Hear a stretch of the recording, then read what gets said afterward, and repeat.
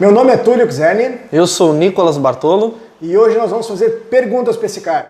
Legal, cara. E de onde que tu vem, cara? Tu nasceu aonde? Tu cresceu? Como é que é a tua vida? Conta um pouquinho pra nós aí. Cara, eu sou natural de Porto Alegre, né? No estado do Rio Grande do Sul. Eu não vim de uma família cristã, né? A gente tinha outros tipos de crenças herdadas da família. E eu tive um encontro com Jesus aos 21 anos de idade. Mas a vida não foi simplesmente assim, nasci aos 20 anos de idade e eu me converti a Jesus. Não, eu tive um momento da minha vida, eu lembro com 7 anos de idade, eu tive um encontro assim muito forte com religiões espíritas, onde eu fui consagrado, onde eu fui entregue, e a minha família era muito entregue a isso, muito devota a esse tipo de crença, as entidades desse tipo de crença, né? E isso foi acontecendo, a gente foi se aprofundando, a minha família já era bem profunda nisso, eu fui me aprofundando mais, por causa da minha mãe, por causa da minha avó também. Inclusive eu lembro que tinha no pátio casa de entidades, né, de imagens. Casa vermelha, assim, aquelas vermelhas. Isso. E eu entrava lá para comer a pipoca das imagens lá, ia comer pipoca não tinha sal, ia lá comer, achava que eram uns bonecos. E não diziam que aquilo ali ia te fazer mal, que ia ser uma maldição, que o santo ia te castigar, que não sei o quê? Falavam, mas eu não entendia criança, tipo, eu tô falando assim de 3, 4 anos de idade. Sim. Então, veja bem, o tempo foi passando, com 7 anos de idade, eu na escola, e eu senti algo entrando em mim, foi bem estranho. Eu senti algo diferente, eu senti uma fúria, um ódio, junto com a alegria. Olha que coisa doida. Coisa doida? Deixa eu só entender. A tua família era daquelas que consagravam, que matava animal, que fazia despacho na esquina, que botava balinha de mel, com não sei o quê, cachaça, aquela história toda ali? Toda essa história aí. Então, nesse momento, assim, na escola que veio aquela fúria com alegria, com ódio, do nada, assim, eu tinha 7 anos de idade, correndo no recreio, daí eu dei um negócio assim. Como assim, cara? Fala um pouco mais sobre isso. Então eu procurei uma menina na escola que ela era minha amiga. E... não, mas tudo bem, mas explica pra nós assim, tu tava correndo. Foi do nada mesmo. Tipo, eu te travou? Isso, foi isso. Eu tava correndo, me travou e me veio aqueles sentimentos e eu falei, vou espancar ela. 7 anos de idade. Espancar quem? A tua amiga? É. Então ela era tua amiga, cara? É, mas eu procurei ela, encontrei ela, inclusive ela me disse, oi Nicolas, e eu caí pra dentro, chutava ela no chão e ela chorava e eu sentia raiva, alegria, eu tava feliz em fazer aquilo. Depois que eu terminei, aquele negócio passou e me veio um arrependimento, uma tristeza. Toda machucada, provavelmente. Claro, então daí minha mãe foi chamada no colégio e tal, e a minha mãe disse, não sei, o Nicolas não é desse jeito, não tô reconhecendo. A partir daquele momento, eu comecei a ser uma criança, entre aspas, má em muitas ações minhas. No início as pessoas achavam que era coisa de criança, mas tinha algumas coisas que eram mais sérias. E a minha mãe chegava em momentos que ia me repreender, ela dizia, eu não sei o que está acontecendo contigo, tu é outro filho. Em algumas coisas eu fui piorando, outras pela força do meu braço eu fui controlando. Eu comecei a frequentar psicólogos, com o tempo psiquiatras, tomava até medicamento, né? E achavam que eu tinha déficit de atenção e hiperatividade. Anos depois a minha mãe foi dizer que eu tinha autismo grau leve, porque não prestava atenção na aula, só queria... Tinha vários sintomas lá. Ninguém nunca falou que era coisa que tinha comido a pipoca do santo? Não, ninguém falou isso. Ninguém falou isso. E várias outras coisas aconteceram além de comer pipoca. Então, foi passando o tempo, eu sofria muito bullying na escola e eu comecei a praticar artes marciais com 12 anos de idade, fui me especializando. Pelo fato de tu ser meio agressivo, assim, quando os caras faziam bullying contigo, tu não chantava porrada, não? Não, é porque eu era menor, geralmente, né? Eu sempre era o menor, o mais franzino, o mais novo. Eu não conseguia, então eu olhava aqueles filmes e eu pensava, se eu tiver técnicas, eu vou conseguir, né? Porque sempre tem aquele negócio do filme do valentão, bate no pequenininho, o pequenininho aprende a lutar e bate no valentão porque tem técnica, que tem treino. E eu pensei isso e eu me aprofundei. Só que eu me tornei uma pessoa bem agressiva, várias situações já aconteceram. Agressivo e com técnica agora. Agressivo e agora com técnica, que é o pior. Começou a sofrer bullying na escola. Como é que era o bullying que tu sofria? Diz pra nós aí. Cara, bem filme americano, assim, jogar na lata do lixo e botar dentro daqueles latão de lixo e empurrar de uma escadaria, cuecão, puxar cueca, tapa, chute, rasteira. Derrubar livro. Isso, jogar minhas coisas no chão. Bem filme americano mesmo. Bem filme americano mesmo. Porque o pessoal dava televisão. O pessoal olhava muito televisão, muito filme e fazia e tu lá. era a bola da vez que tomava o pênalti lá. E aí tu começou a fazer arte marcial para poder se defender, para poder ser o pequenininho que batia no grandão depois. E como é que foi? Como é que tu conseguiu? O que tu foi treinar? Como é que foi? Cara, eu não tinha dinheiro para pagar a academia, eu comecei a vender pastel. Minha mãe fazia e eu vendia. E daí eu comprei videogame. É o meu primeiro trabalho, eu tinha 12 anos de idade. Aí eu comecei a pagar academia. Aí eu fiz algumas aulas de Hapkido, depois eu comecei a treinar capoeira regional e também treinava natação. É o que eu treinava na época. Né? Bastante coisa. Aí eu praticava na rua, porque eu arrumava briga na rua, porque na academia eles não davam uma ênfase na defesa. Era mais, vamos praticar um esporte, vamos fazer uma atividade, ou não, eu queria pancadaria. E daí eu praticava na rua, no real. Arranjava briga para aperfeiçoar a tua técnica. Para aperfeiçoar, assim. Para aperfeiçoar a minha técnica. Era Na realidade, qualquer professor de arte marcial que seja bom, ele orienta e instrui os alunos a não brigar na rua. Não geralmente brigar. Isso. Eu sei porque eu treinei taekwondo 3 anos e eu tive 2 professores. Os 2 falavam a mesma coisa. Quem eu pegar brigando na rua, eu expulso da academia e acabou. Porque o taekwondo, que eu lutava taekwondo, não é para brigar. O taekwondo é para autodefesa, para disciplina, para tonificar o corpo, para deixar o corpo mais forte e resistente. Nunca é para brigar. E aí tu começava a brigar na rua para poder... Mesmo com as orientações dos professores, que sempre é essa. Mas daí eu não tava nem aí também, eles não ficavam sabendo e o tempo foi passando. Tu não chegava meio arrebentado na academia lá e não perguntavam por que tu dizia o que caiu da escada? Não, às vezes não, era difícil acontecer isso. Era difícil. E aí, mas tu treinou que capoeira? Tu treinou Hapkido? Eu sou professor de capoeira, eu sou professor de defesa pessoal também, especializado.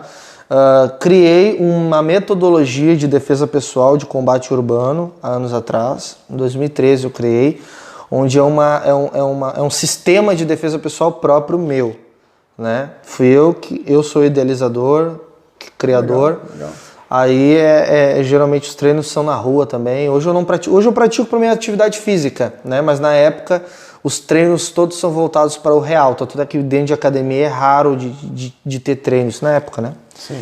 E também já pratiquei taekwondo, pouca coisa, já treinei boxe, já treinei muay thai, já participei de campeonato, já treinei mais de 1 ano de jiu-jitsu, já treinei wrestling também, já bastante coisa. E eu vi um vídeo, cara, que tu tava fazendo uma demonstração no morro lá, era Kung Fu aquilo, era Karatê, o que era? Tem um pouco de ninjitsu, tem um pouco de Kung Fu, tem um pouco de cada coisa ali. Um pouco de Karatê Kyokushin. E o que tu pensa sobre arte marcial, o crente e arte marcial? Cara, teria que ter muito tempo para dar uma resposta boa. Bom, é esporte, é atividade física, entendeu?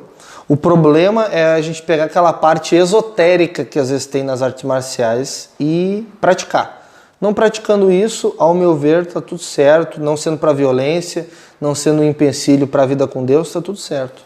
Tá, mas todas as artes marciais têm uma parte mística, esotérica, ou uma ou outra que tem? Uma ou outra que tem. Não é todas, não. Tu poderia falar, assim, tu que conhece um pouco mais, assim, quais são as que tem alguma coisa? Porque eu sei assim, eu sei que, né, como eu lutei um tempo, a gente acaba conhecendo um pouco e tal. Toda arte oriental tem, puxado para o budismo. Toda arte japonesa ou toda arte oriental em geral? Oriental em geral. Toda arte oriental em geral puxa... Por exemplo, se a gente falar por exemplo, do Muay Thai, aí a gente está falando de Tailândia, entendeu? Mas também tem budismo praticado lá, sim, às vezes de uma ramificação diferente, entendeu? Mas oriental no geral. Capoeira, tem muita questão da religião afro-brasileira, né, do espiritismo, tem muita coisa do sincretismo também. Então sempre mistura muita coisa. Agora tem como separar de boa, tem como separar tranquilo. Agora o boxe olímpico não tem nada de religião, é puramente esporte, puramente isso, né? O western também não tem nada, o jiu-jitsu brasileiro também não tem nada. Uma coisa é um professor e outra adaptar, colocar, mas geralmente não tem. Na tua opinião, é possível uma pessoa cristã praticar uma arte marcial? Tranquilamente. Seja um taekwondo, um judô, um kung fu, o wrestling, o jiu-jitsu, alguma coisa. Pra ti é tranquilo, de boa. Então é bem possível separar a parte espiritual ou filosófica da parte do esporte mesmo. Completamente, tranquilamente. É possível. A pessoa tem que ter maturidade para isso. Agora, tudo me é lícito, mas nem tudo me convém. Veja bem, eu já vi Deus falando para as pessoas específicas, não quero tu nisso. Agora Deus sabe o motivo.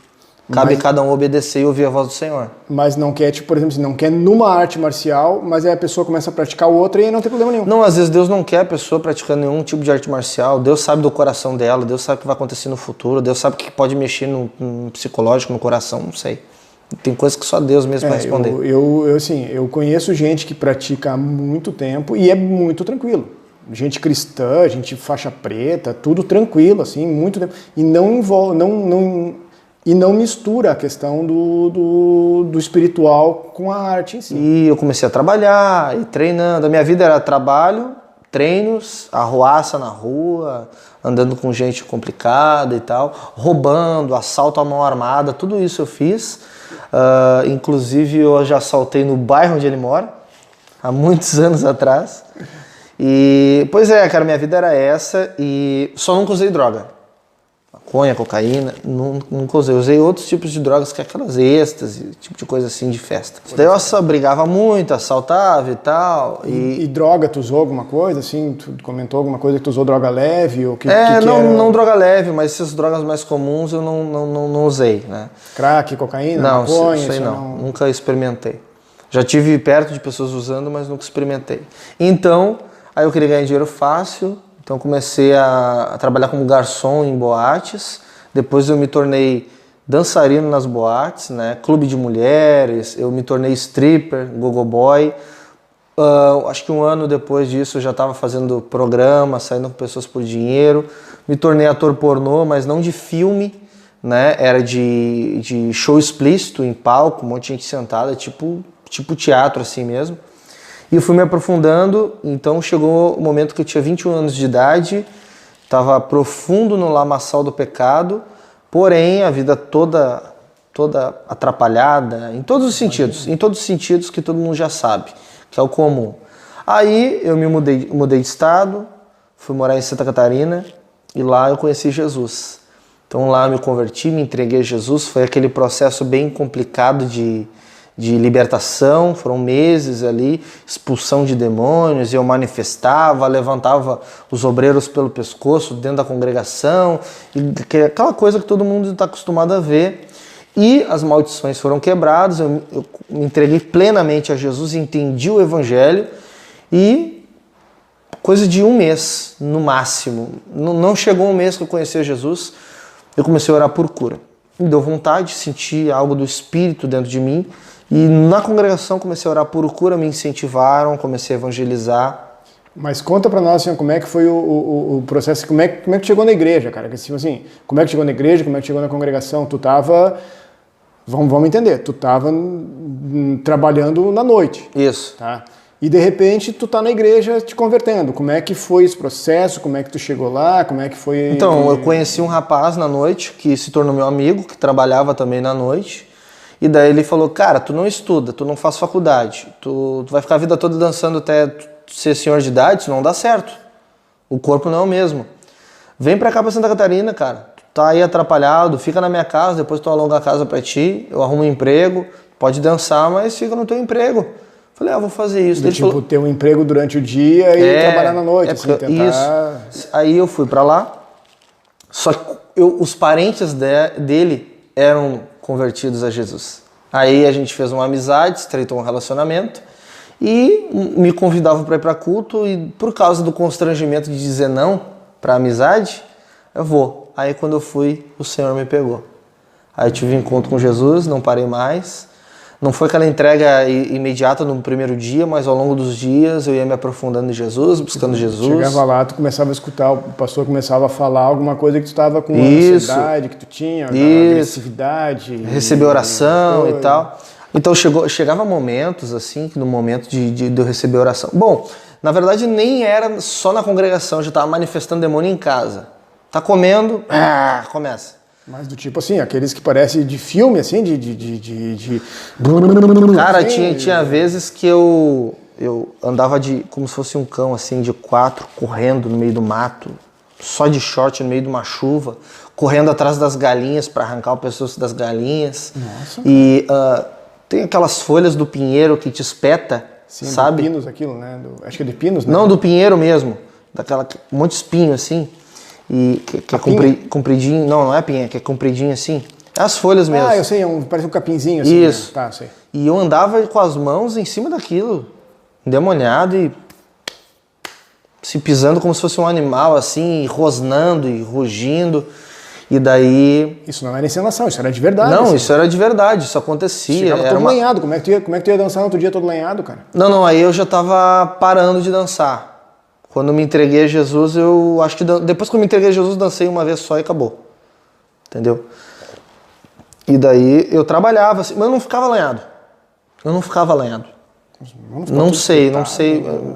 Agora que tu me falou que eu reparei nisso, por quê? Não sei, não ficava. Então, o tempo passou, alguns dias, né?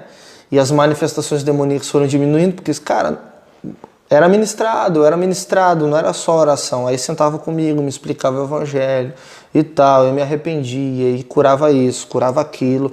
E era doloroso, porque eu tinha aquela guerra interna, por que eu não mudo rápido, a gente não tem conhecimento. Por que eu não mudo, por que eu não me transformo, por que eu sou desse jeito, por que eu nasci assim? Né? Todos aqueles questionamentos de novo convertido, cheio de dúvidas, cheio de respostas que eu precisava. E... elas iam sendo respondidas pelo Espírito Santo, pelas pessoas que estavam ministrando na minha vida, me discipulando. E chegou um momento que eu comecei a orar por cura no culto, assim, do nada mesmo. Tá, mas quando é que tu entregou a tua vida para Jesus? Não, eu já tinha entregado, agora eu estava passando por aquele processo, né? Tá, de conhecer, aprender. Tu passou uma semana, duas lá com o teu amigo. Não, nos primeiros dias. Foi bate pronto. Foi bate isso. Não foi um processo até que tu encontrou Jesus, que tu aceitou Jesus. Tipo assim, tu chegou na igreja 2, 3 vezes e Jesus disse assim, vem cá que eu quero conversar contigo. Desse jeito. Foi meio assim. E aí, a partir dali, tu teve uma mudança de vida, onde tu disse, tá, eu entreguei minha vida para Jesus, agora eu não quero mais, eu renego tudo isso aqui, eu quero botar toda essa porcaria aqui fora. E aí começou a ser ministrado, começou a ser trabalhado e começou, os irmãos ali te acolheram, os irmãos te deram base, te deram sustento, te amarraram, te passaram fita, sei lá, quando estavam manifestando, para conter, fazer uma contenção para expulsar o demônio, foi mais ou menos isso? Foi tudo, isso tudo aconteceu. Às vezes de 5, 6 pessoas me segurarem, né? O cara pensa que é brincadeira, né? Parece show da televisão, mas quando acontece na vida real a coisa é bem diferente. E é triste, né? Porque eu pensava, vão me julgar, vão pensar o que de mim. Mas o pessoal estava acostumado com esse tipo de coisa, o pessoal da congregação. As pessoas se libertando, né? Mas a gente tem aquela pose no mundo, né? Pô, eu me jogar no chão... O que vão pensar de mim? Ficar fazendo aquele esparro, aquele fiasco ali, né? E gritando, e depois tu fica bem, daí tu olha para as pessoas, o que vão pensar de mim e tal. Bom, no fundo os caras estão pensando assim, aleluia, glória, é isso aí mesmo. E daí, cara, aí chegou um dia num culto em especial, uma menina manifestou com um demônio, expulsaram o demônio dela, acabou o culto e ela ficou sentada e o Espírito Santo falou pra mim ir lá e orar por ela, conversar com ela. E eu sentei do lado dela, comecei a conversar e ela manifestou o demônio de novo. E eu não sabia nem como é que eu orava, eu impus as mãos nela e comecei a orar. E ela tinha um problema no estômago, com um princípio de câncer. E ela também não podia ter filhos, ela era estéril, não podia ter filhos. Só que a questão da esterilidade eu não sabia, eu sabia do problema no estômago. Orei, uma semana depois, num culto que eu não estava, ela foi e levou o exame curada. E ela foi curada desse problema no estômago, desse princípio de câncer. Tempos depois ela veio ter filho, foi aí que eu descobri que ela também tinha esse problema com ter filhos, né? Então foi um impacto para o bairro onde ela morava, os irmãos, tanto é que os outros, tempos depois eu já não tinha mais contato com quase ninguém. Aí uma pessoa me achou na internet, daquela época, uma irmã, e conversou comigo, explicou toda a situação, que eu fui ter conhecimento, né, tempo depois. Aí, mais na época, né, voltando aos dias que eu orei por ela, aí eu na academia, onde eu trabalhava, no ônibus que eu pegava para trabalhar, nos lugares, no centro, no shopping, eu pregava o evangelho, abordava as pessoas, orava por cura, expulsava demônios no meio da rua, e eu dizia, é isso que eu quero fazer. Eu vou ter o meu trabalho, mas eu quero ganhar almas para Jesus. Tipo assim, tu estava caminhando na rua, olhava aquela pessoa ali, o Espírito Santo te mostrava alguma coisa, tu lá, com licença, eu posso orar por ti? Assim, meio pai bola, assim, chegava meio... Isso. Ou o Espírito Santo mostrava uma pessoa de paz, ou eu abordava qualquer pessoa. Muitos diziam não também. Uns diziam, eu até gostaria, mas estou com pressa, de todo tipo, né? Sim. Então, passou-se o tempo, aí foi aí que eu achei que estava tudo muito bom. Então as portas começaram a se fechar, comecei a perder alguns alunos, porque eu já não estava mais dando o meu melhor nas aulas, não sei porquê. Quer dizer, hoje eu sei, eu não sabia, mas era o Espírito Santo trabalhando no meu coração porque ele queria me preparar para outra coisa. Mas tu fazia o que na academia? Dava aula de musculação, de kung fu? Dava aula de dança e dava aula de lutas também. Depois que tu te converteu, depois que tu orou para essa menina ali, que ela foi curada, tu começou a trabalhar, quando estava no ônibus, tu ia pro trabalho, todo lugar tu ia evangelizando e quando o Espírito te mostrava, tu ia lá conversando e tu ia orando e aí como é que aconteceu depois disso? Diz para nós aí. Aí foi o momento onde eu comecei a sentir algo do Espírito que não era aquilo o meu propósito. Era um processo, não o meu propósito. Então, eu comecei a perder o gosto de dar aula, entendeu? Não de praticar, mas de dar aula. Eu comecei a sentir Depois de tudo isso, eu comecei a sentir algo do Espírito, que aquilo, dar aulas e evangelizar na rua, não era... Era um processo, não era o propósito total. Né? O centro total da vontade de Deus, melhor dizendo. Aí... Não tem nenhum problema tu dar aula na academia de alguma coisa, o problema é tu misturar as coisas. Não, pra mim era um problema, pra mim, sim, não pra todos, pra mim. As outras pessoas que dão aula em academia não tem problema nenhum. Não, por causa do propósito de Deus pra minha vida, é pessoal. Então, eu comecei a não ter vontade, parei de dar aula e foi que o Senhor me encaminhou pra viver de forma integral.